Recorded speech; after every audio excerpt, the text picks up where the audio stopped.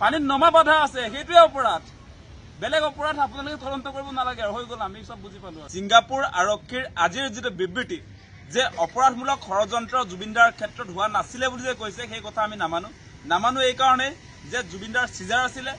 জুবিনদাক ট্ৰিটমেণ্ট কৰা ডক্টৰে ইতিমধ্যে কৈছে জুই আৰু পানীত যোৱা বাধা থকাৰ পাছত যেনেকে আজি সিদ্ধাৰ্থ শৰ্মা আৰু আপোনাৰ এই নৰ্থ ইষ্ট ইণ্ডিয়া ফেষ্টিভেলৰ উদ্যোক্তা ফেষ্টিভেল মহন্ত আৰু আপোনাৰ এই ছিংগাপুৰৰ আছাম এছ'চিয়েশ্যন তেওঁলোকে যে মস্তি কৰিবৰ কাৰণে জুবিনদাক পানীলৈ যে লৈ গ'ল, সাগৰলৈ লৈ গ'ল নে? লৈ যোৱাৰ লগে লগে সেই মানুহবিলাক কালপিত, হত্যাকাৰী। গতিকে ছিংগাপুৰ আৰক্ষীয়ে চাৰ্টিফিকেট দিলে অসমৰ ৰাইজে সেই চাৰ্টিফিকেট গ্ৰহণ কৰিব নেকি? নিশ্চয় নকৰে, কোনো কাৰণতে নকৰে। আৰু গোটেই কথা বতৰাবিলাক ওলাই পৰিছে এতিয়া। যেনেকে মই কৈছো ইতিমধ্যে যে হাই কমিশ্যন অফ ইণ্ডিয়াৰ অনুষ্ঠান আছিলে জুবিনদাৰ প্ৰগ্ৰেমটো। গতিকে জুবিনদাক ছিংগাপুৰলৈ নি হাই কমিশ্যন অফ ইণ্ডিয়াই মেডিকেল ষ্টাফ নিদিলে।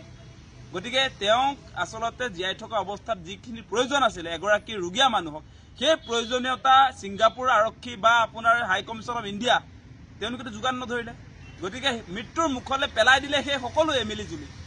গতিকে এই মুহূৰ্তত এই যিবিলাক কালপিত, যিবিলাক হত্যাকাৰী, শ্যামকানু মহন্ত, সিদ্ধাৰ্থ শৰ্মা, হিমন্ত বিশ্ব শৰ্মা, তেওঁৰ ঘৈণীয়েক, সেই মানুহবিলাকক বচাবৰ কাৰণে যেতিয়া মোদী, অমিত শ্বাহ, ভাৰত চৰকাৰ, হিমন্ত বিশ্ব শৰ্মা সকলোৱে মিলি, হাই কমিশ্যন অফ ইণ্ডিয়া সকলোৱে মিলি এতিয়া গোটেই আচলতে এই অভিযুক্তবিলাক বচাবৰ কাৰণে যি ধৰণে আচলতে তেওঁলোকে নাটকবিলাক কৰি পেলালে।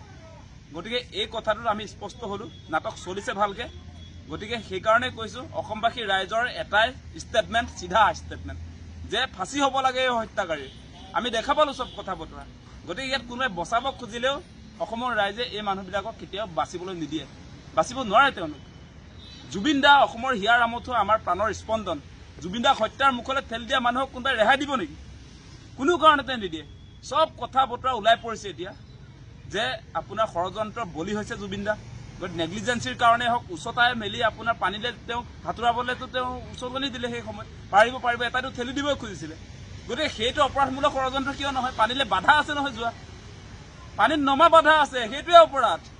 বেলেগ অপৰাধ আপোনালোকে তদন্ত কৰিব নালাগে আৰু হৈ গ'ল, আমি চব বুজি পালো। আৰু আপোনালোকে চৰকাৰে বচাব খুজিছে, কিন্তু অসমৰ ৰাইজে চৰকাৰে বচাব খুজিলেও এই আচলতে জাতীয় শত্ৰুকেইটাক কোনো কাৰণতে ফাঁচিক বাদ দি, মৃত্যুদণ্ডক বাদ দি বেলেগ কথা অসমৰ ৰাইজে ভাবিব নোৱাৰে। সেই কথাটো স্পষ্ট।